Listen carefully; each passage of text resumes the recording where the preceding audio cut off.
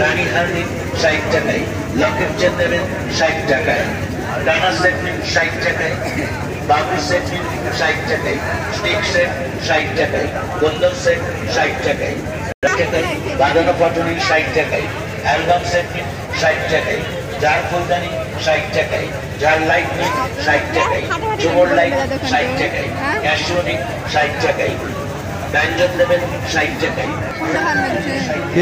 কোনটা ভালো লাগছে? এটাই ভালো লাগে, ভদ্র কালার। এটা কেমন লাগছে? এটা ভালো লাগছে।